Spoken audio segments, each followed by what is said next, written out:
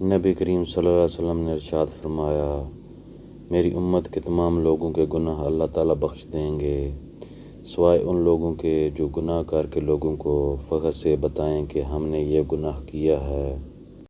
حضرت عثمان رضی اللہ تعالیٰ عنہ سے روایت ہے کہ رسول اللہ صلی اللہ علیہ وسلم نے ارشاد فرمایا، جو مسلمان آدمی فرض نماز کا وقت آنے پر اچھی طرح وضو کرے، پھر پورے خوش و حوض اور اچھے رکوع و سجود کے ساتھ نماز ادا کرے تو وہ نماز اس کے واسطے پچھلے گناہوں کا کفارہ بن جائے گی، جب تک کہ وہ کسی کبیرہ گناہ کا مرتکب نہ ہوا ہو، اور اس نماز کی برکت اس کو ہمیشہ ہمیشہ حاصل ہوتی رہے گی۔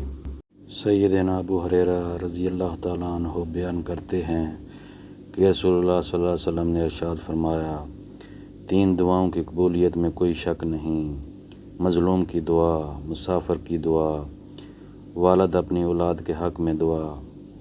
نبی کریم صلی اللہ علیہ وسلم نے ایک دفعہ صحابہ سے فرمایا، جانتے ہو بد نصیب کون ہے؟ صحابہ نے عرض کیا، اللہ اور اللہ کا رسول ہی خوب جانتا ہے۔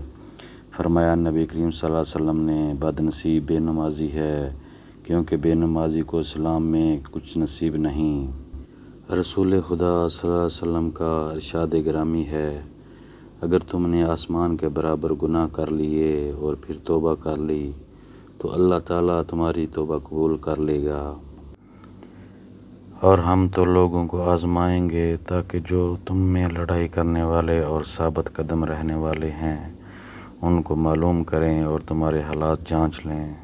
اللہ فرماتا ہے، جب کوئی تم پر ظلم کرے تو میرے انتقام پر راضی ہو جاؤ، کیونکہ میرا انتقام تمہارے انتقام سے بہتر ہے۔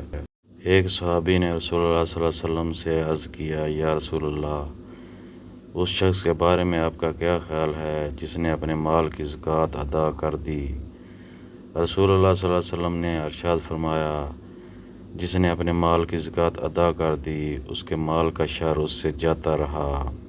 رسول اکرم صلی اللہ علیہ وسلم نے فرمایا، اگر ابن آدم کے پاس 2 وادیوں بھر کر بھی سونا ہو تو وہ تیسری وادی کی تمنا کرے گا، اس کا پیٹ صرف مٹی سے ہی بھرا جا سکتا ہے۔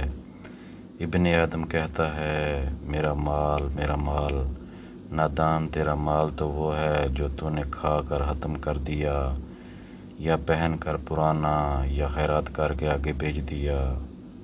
رسول اللہ صلی اللہ علیہ وسلم نے فرمایا، اذان اور اقامت کے درمیان دعائیں رد نہیں ہوتیں، لہٰذا دعا مانگا کرو۔